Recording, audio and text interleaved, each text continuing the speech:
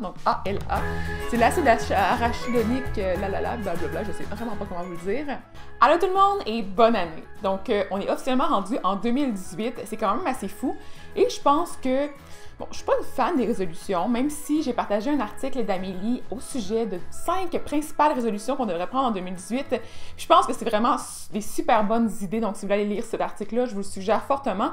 Mais généralement, j'aime pas tellement ça me dire que, OK, en 2018, je commence mes résolutions à partir de cette date exacte-là, alors que à n'importe quel moment dans l'année, on pourrait faire des petits changements, puis ça fait toute la différence. Donc, je pense qu'il ne faut pas nécessairement attendre le début de l'année pour faire des changements, mais on peut le faire à chaque jour. Mais bon, pourquoi pas prendre quand même ce début d'année-là pour un prétexte, pour peut-être éventuellement faire des petits ajouts dans notre alimentation.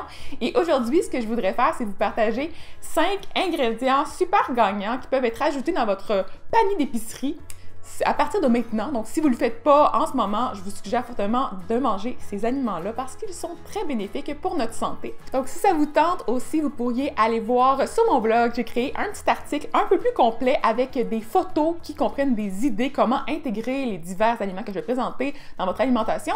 Puis, j'ai aussi intégré les prix des aliments. Donc, si ça vous intéresse de voir plus de détails, allez sur le lien qui va se trouver dans la barre d'infos en bas.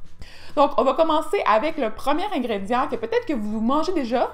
Ça s'appelle du kimchi. Et on en a parlé beaucoup dans les dernières années. En fait, c'est la fermentation en général, tous les probiotiques et les bonnes bactéries qui vont venir alimenter notre santé intestinale.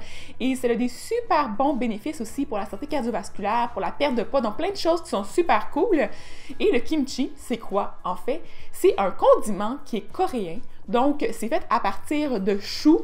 Donc, d'un mélange de légumes. Généralement, c'est du chou chinois avec un peu de carotte, un peu de radis, souvent du radis, le blanc, le daikon, en fait, qui n'est pas un radis normal, mais vous pourriez aussi prendre du radis rouge si ça vous tente. D'ailleurs, j'ai une recette qui va s'en venir avec des ingrédients un peu plus québécois. Si ça vous intéresse d'avoir plus de conseils au sujet du kimchi, donc comment le faire, comment ça fonctionne exactement, c'est quoi les bienfaits des probiotiques, plus concrètement, ben, n'oubliez pas de commenter dans la barre d'infos en bas, comme ça, je vais vous montrer ma recette de kimchi à la québécoise. Mais pour les bienfaits du kimchi, c'est je vous dirais que même celui acheté en épicerie, quoique quand même assez salé, il y a beaucoup de bienfaits. Le deuxième ingrédient que je vais vous présenter aujourd'hui, ça se trouve être le beurre d'arachide en poudre. J'en ai mangé des tonnes dans la dernière année. J'ai testé plusieurs compagnies et finalement, je me suis rendu compte que le PB&Me comme ça, c'est probablement celui qui est le plus intéressant parce qu'il n'y a pas de sucre ajouté ni de sel ajouté. Donc, c'est tout simplement des arachides qu'on a réduits en poudre et on a retiré la partie graisseuse, donc tout le gras en fait des arachides. Même si le gras des arachides est super bon pour la santé, c'est pas un problème, je pense quand même que parfois c'est le fun d'avoir une espèce de petite poudre comme ça qui peut remplacer la farine et augmenter la quantité de protéines dans nos recettes.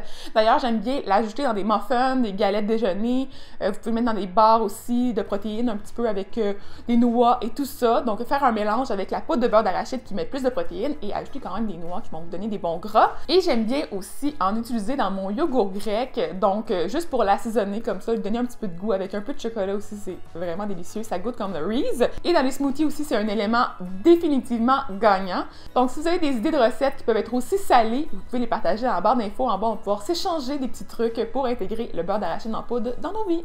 Mon troisième ingrédient, j'en ai aussi mangé beaucoup en 2017, mais je pense que ça va être un must aussi en 2018. Ça se trouve à être les graines de chia. Donc, ce que j'aime de ces petites graines-là, c'est que vous pouvez les prendre entières et les faire gonfler dans un liquide pour vous faire une espèce de pudding qui va être super... c'est un peu gluant, mais c'est super rassasiant, donc ça bourre beaucoup parce qu'il y a beaucoup de fibres, beaucoup de protéines dans les graines de chia. Donc moi, généralement, je les achète soit noires comme ça, souvent au Costco parce qu'ils sont quand même pas chers dans un gros sac comme ça, mais sinon... Si vous voulez aller aussi dans une compagnie québécoise, il y a Prana qui les offre en plus petits sachets aussi à l'épicerie et vous pouvez les acheter blanches. Donc, généralement, j'achète mes graines de chia noires au Costco, puis les blanches, je les prends de Prana. Donc là, cette version-là est moulue. Donc, si vous optez pour la version moulue, vous allez pouvoir un petit peu mieux profiter de la quantité de gras qui se trouve à l'intérieur des graines de chia. Donc, c'est des bons gras, c'est des oméga 3 de source végétale. Donc, c'est pas exactement la même chose qu'on retrouve dans les poissons. Donc, dans les poissons, c'est des EPA, DHA, qui sont deux molécules qui ont des bienfaits extraordinaires pour notre cerveau. cerveau.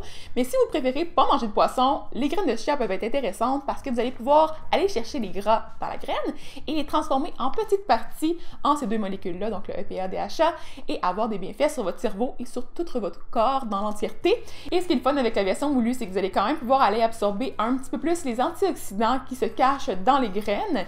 Et pour les fibres et les protéines, vous pourriez aussi prendre les versions entières. Il n'y a pas vraiment de différence au niveau de l'absorption puis des bienfaits, mais c'est quand même le fun d'avoir les deux types de graines. Et ce qui est cool aussi avec Prana, c'est qu'il y a une version avec des probiotiques.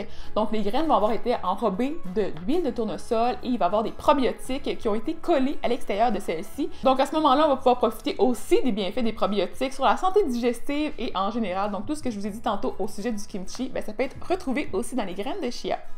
Le quatrième ingrédient que je vous suggère d'essayer en 2018, c'est le kasha, qui se trouve à être des graines de sarrasin rôti.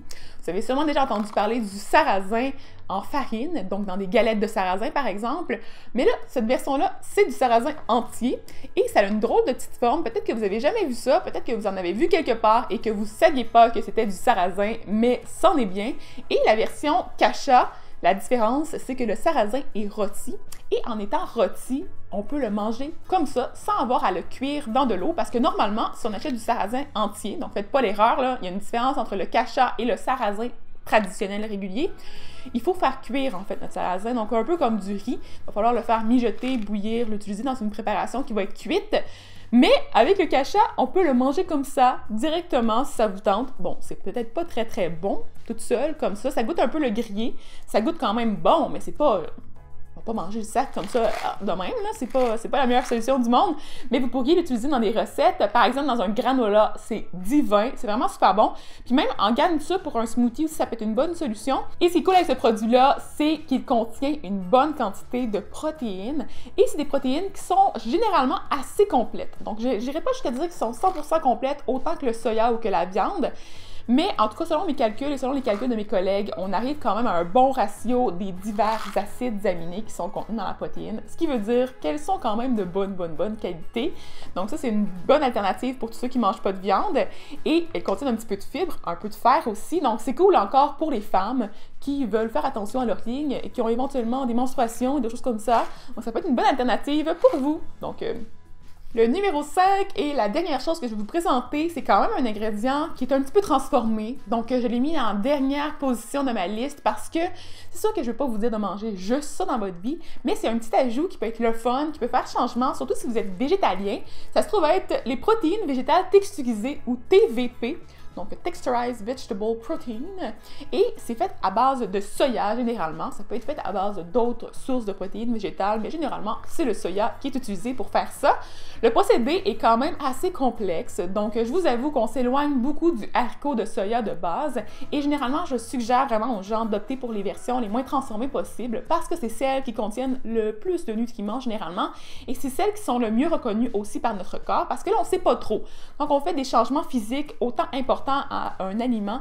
On ne sait pas trop si notre corps il reconnaît les choses aussi bien, mais au final, on a quand même une bonne quantité de protéines, une bonne quantité de fibres et d'autres bons nutriments qu'on retrouve dans le soya, dans cet aliment-là.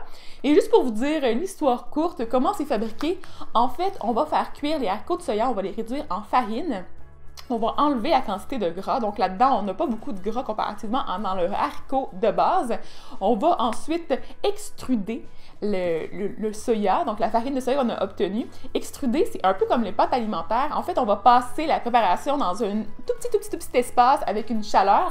Ça va faire en sorte qu'au niveau physique, on va avoir une modification qui va faire des espèces de petites graines comme ça, ou des plus gros petits pâtés, comme des petites croquettes en fait. Donc ça dépend toujours de la technique qu'on va utiliser pour le fabriquer. Ensuite, on va faire cuire le tout. On va déshydrater pour pouvoir le conserver à la température de la pièce, ce qui est vraiment très pratique parce que moi j'ai à peu près 3-4 sacs de tout ça ici, puis j'en ajoute de temps en temps dans mes recettes. Comme ça passe presque jamais de date. C'est vraiment bon longtemps. Ça peut être utilisé pour remplacer la viande hachée si vous l'utilisez en petites graines comme moi ce que j'ai ici. Mais sur le marché, ça se vend aussi en plus grosses croquettes pour faire des mijotés ou d'autres recettes plus complexes. Voilà, c'est tout pour ce que j'avais à vous dire aujourd'hui avec mes 5 aliments à intégrer dans votre diète en 2018. À vrai dire, pour être franche avec vous, je voulais vous dire les 5 aliments à ne plus acheter ou à jeter immédiatement. Je trouvais que ça faisait un peu plus accrocheur comme titre.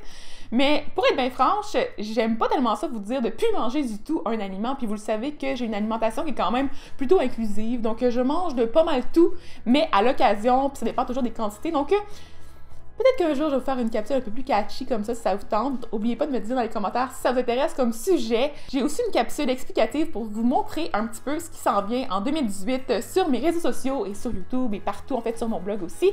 Donc, si vous voulez voir ça, ça va sûrement être publié sur Facebook dans les prochains jours.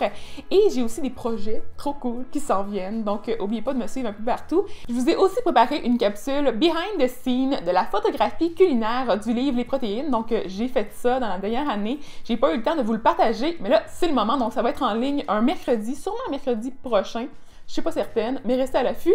Et pour ce qui est de l'horaire des diffusions, en fait, je vais normalement publier le dimanche matin et le mercredi soir. Donc, si vous voulez faire des changements à cet horaire-là, n'oubliez pas de me le dire dans les commentaires en bas et je vais pouvoir m'ajuster en conséquence pour 2018. Et il va aussi y avoir des lives YouTube le dernier mercredi du mois. Donc, si vous voulez assister à ça et poser vos questions, c'est le temps. Donc, je vous laisse là-dessus. Passez une super belle journée. N'oubliez pas de liker la vidéo, de commenter, de vous abonner à ma chaîne si ce n'est pas déjà fait et on va se revoir bientôt. Bye bye! Bonne année!